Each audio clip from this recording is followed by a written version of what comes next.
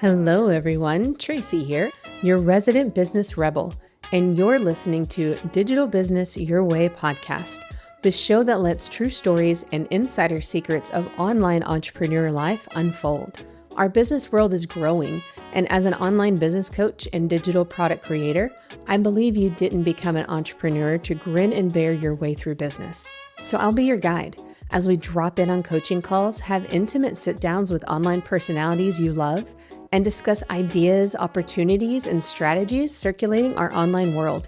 So pop in your earbuds, tap follow, and join me as I demystify this thing called business. Hello, and welcome to Digital Business Your Way. I'm Tracy, your resident business rebel, and today we're going to talk about something that might just be holding your best work hostage. It's that feeling that before you can make your work real, you've got to prove it. Prove the offer works. Prove the method is effective. Prove the idea is polished, airtight, unshakable before anyone else sees it. Not because you're lazy or unclear. Definitely not because you are quote unquote ready enough. But because you've been conditioned to believe that before you bring something into the world, it has to be proven. It has to have 500 testimonials and be 5-star reviewed, and everything must be perfect. Yeah. And I get it. Because, proving looks like perfect and polished and practically peer reviewed. And if it's not, well, you better slap a beta badge on it, discount it into oblivion, and make sure you say sorry on your sales page 14 different ways. Sound familiar? Yeah, same. But, let's talk about this more and let's name what's really going on here.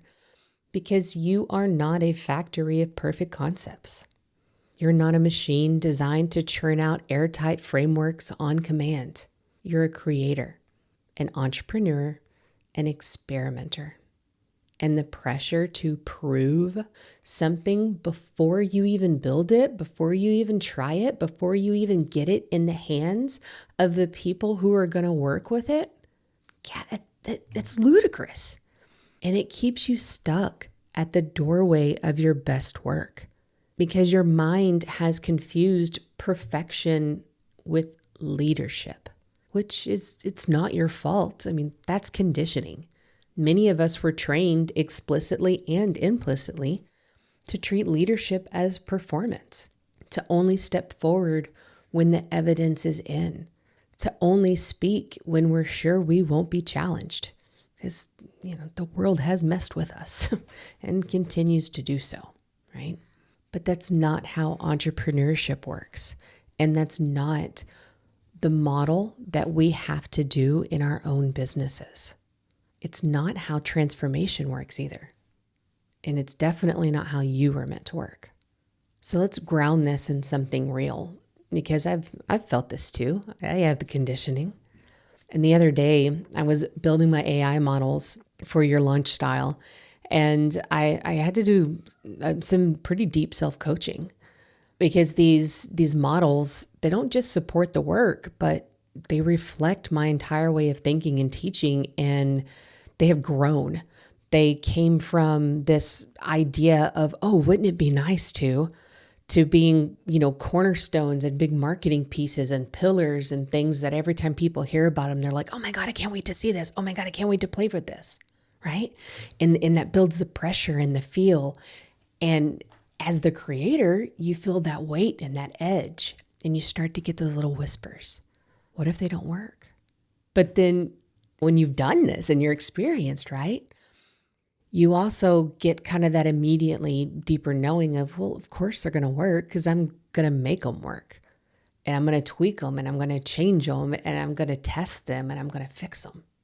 And I won't know what will work and won't work until I make it and try it. But that tension that you initially feel, well, that's where so many visionaries, they stand in. And it's not quite a stuckness. It's more like a pregnant with possibilities type feel, because it's not really a feel of failure. It's more fearing what it takes to bridge the gap, that messy, gritty, non-linear process of shaping things into form, right? That gap between brilliance and delivery, between idea and implementation, between the vision in your heart and the thing people are actually going to interact with. We're not scared so much that the thing won't be good. We're scared that we won't be able to carry it across that messy middle to get it to do what the other people need it to do, right? And that feels so vulnerable. It feels so personal, especially when the work is tied to any part of our identity. When the tools, the methods, the models that we're creating, when they represent a piece of us, our ideas, our brilliance, our ethos, our hopes. Well, of course, then our brain wants to protect us. Yeah. And it does so by giving that illusion of control, saying, prove it before you show it. And it's baked into how a lot of us were trained to succeed in corporate, in academia, even in a lot of small business and entrepreneurship, where success equals polished decks, tight frameworks, unspoken messages of don't you dare share something until it's quote unquote ready. But real creation, that's not how it works. It looks more like kindergartner's finger painting, where a lot of it ends up on the walls and on overalls, right? Here's the truth that we're unlearning today. You're not here to prove your ideas, because proving something, well, that actually means trying to defend it, to justify it, to impress someone with its flawlessness, to make it work before it's even real. And that's not what we're about, right? Because you're not that factory of perfect concepts. You're not that thought machine designed to get it right on the first try. We're that messy creator. We're the person with the ideas that spark light and hope. And then we have this beautiful ability to make it real because we're online. We refine because we release it in the world. We're someone who leads by engaging, not by impressing. Because to create means to bring it into form, to observe what it becomes, to shape it by interacting with it, not thinking about it, but interacting with it, to iterate, adjust, improve, and embody. Yeah? So let's say this again. You're not here to be right. You're here to be real. And that's what builds resonance, results, and repeatable growth with your clients. That's trust, not some idea, but trust in you, right? And we can even take that a step further, because once you start to realize you don't have to prove an idea before sharing it, well, a lot of you kind of hit another wall, and one you've probably come across more than once in this online business. Well, okay, but if it's not fully baked, well, I at least need to call it beta, right? I'll just run it as a founder's round. Maybe I'll offer a first-time discount so people know it's not perfect. Well, you don't have to use language that shrinks your work in order to make it acceptable to release. Now, please hear me when I say this. Those terms, they can be strategic. They can be used with intention and be very useful. But too often, they're just band-aids for a deeper fear. Sometimes our own fear, and sometimes labels that are put on us. Yeah? And they end up being armor.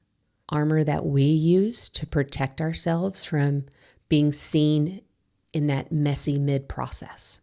Armor we use to pre-apologize for something that's already valuable right now. An armor we're told to put on by programs and coaches and leaders that we're listening to. Because how dare we sell something straight out of the gate?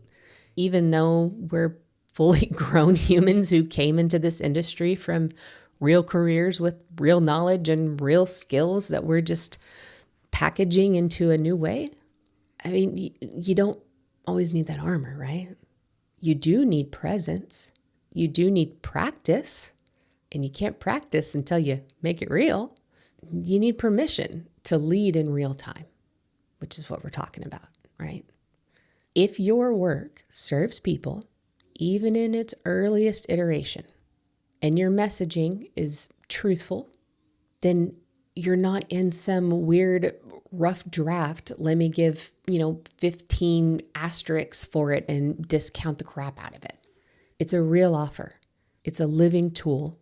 It's an active contribution to the people you're here to help. So let's stop treating everything like some dissertation that needs 500 citations before it can see the light of day. You're not a student trying to impress a panel. You're a leader holding space for people's transformation. So let me offer this reframe for you.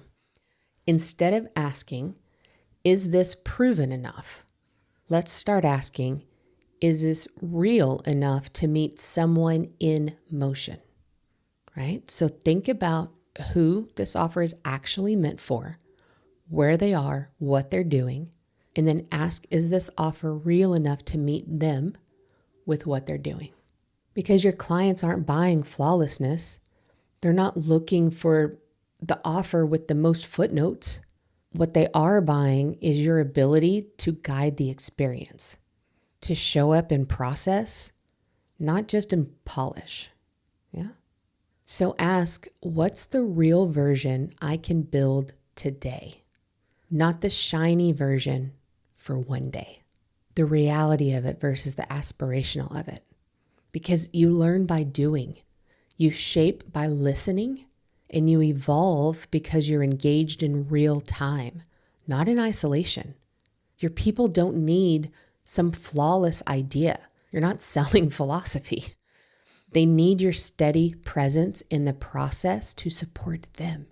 And their feedback will have you creating, changing, coming up with new ideas that no endless number of months thinking and toying with your offer could ever have come up with. So let the co-creation start now. And yeah, I'll even say this to myself too. These AI models I'm building, they're good, but of course they're not perfect. They're not meant to be. They themselves have to learn, right? AI models have to learn, and they can only learn by being used, by having user input. So there's like a very meta lesson in it right there. Perfect isn't the goal. Devotion is. Using, tweaking, trying. I'm not here to impress people with shiny tools. I'm here to lead you with something useful. And that means I have to start with what's real. If I waited for perfect, I never get feedback. The friction, the collaboration that makes things better. And worse, I miss out on the chance to help you right now.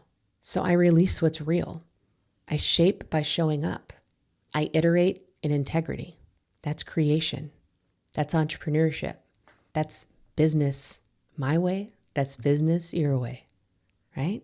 So let this be your reminder. You're not here to be right. You're here to be real.